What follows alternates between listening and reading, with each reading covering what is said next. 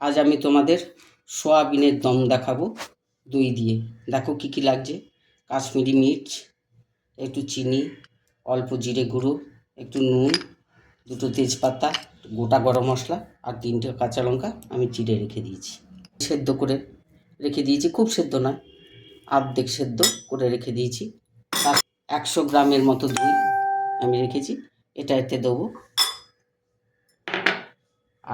আর রেখেছি আদা আর পেঁয়াজ, এর মধ্যে কোনো রসুন থাকবে না, যেহেতু দমে হবে তার জন্য রসুন দেব না।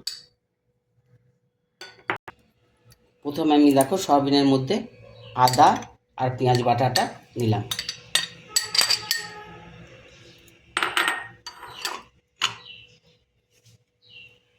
তারপর দেখো কাশ্মীরি মির্চ, এটা কোনো ঝাল নেই, খালি কালারটার জন্যে। চিনি, যেহেতু টক দই একটু চিনি লাগবে। আর জিরে গুঁড়ো, এটা তোমার সয়াবিনে লাগেই। আর একটু হলুদ। আর তোমার 3টে কাঁচা লঙ্কা আমি চিড়ে রেখেছি। এর মধ্যে দেখো যে 2টো তেজপাতা রেখেছি সেটাও আমি দিয়ে দিলাম। আর গোটা গরম মশলাটাও এর মধ্যে অ্যাড হবে।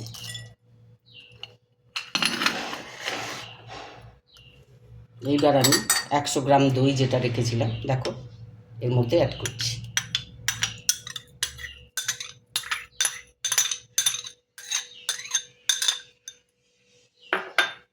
এটা খুব ভালো করে মাখিয়ে নেব। হালকা তেল দেব, যেহেতু দই তার জন্য হালকা তেল দেব। সব সুন্দর করে মাখিয়ে নেব।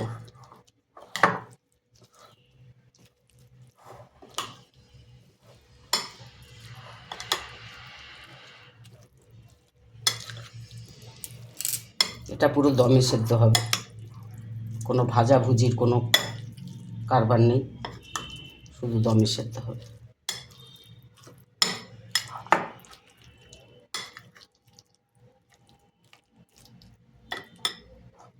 কড়াই আগে থেকেই বসিয়ে রেখেছিলাম, কড়াইয়ে দিয়ে দিলাম পুরো মশলাটা।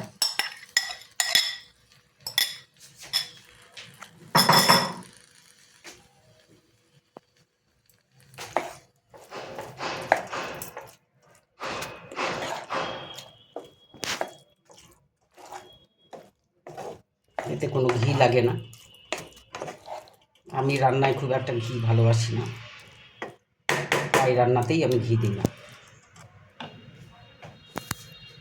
ঘিটা দিয়ে যে মশলা মাখানো ছিল জলটা এর মধ্যে দিয়ে দেবো যাতে সেদ্ধ হয়ে যায়।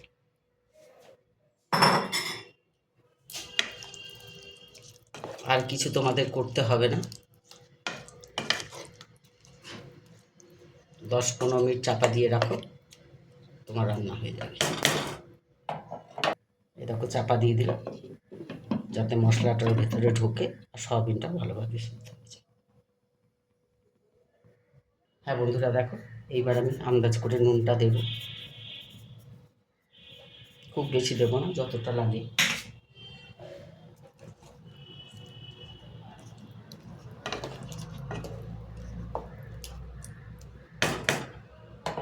দমে বসানো 10 থেকে 15 মিনিট। বন্ধু দেখো কেমন সুন্দর হয়ে গেছে, পুরো কষা কষা ভাব এসে গেছে। দেখো আর কিচ্ছু করতে হবে না, যেহেতু দই পেঁয়াজ আদা আছে, এটা একটু ঠান্ডা হলে জমাট ভাব এসে যাবে। এটা হয়ে গেছে আমার রান্না। শুধু নামাবার আগে হালকা একটু গরম মশলা, গোটা গরম মশলা দেওয়া আছে, যার জন্য বেশি দেবো না, খুব কম দেবো।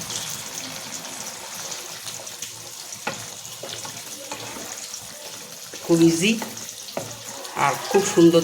তোমরা লুচি, পরোটা, রুটি, ভাতের সাথেও খেতে পারো, দুর্দান্ত লাগে। হয়ে গেছে, এবার গ্যাস অফ করে দেবো। দেখো আমি বাটিত করে তুলছি, অসাধারণ দেখতে হয়েছে, খেতেও সুন্দর লাগে। তোমরা করে দেখবে, বন্ধু বান্ধবদেরও খাওয়াতে পারো। খুব সুন্দর একটা প্রিপারেশন।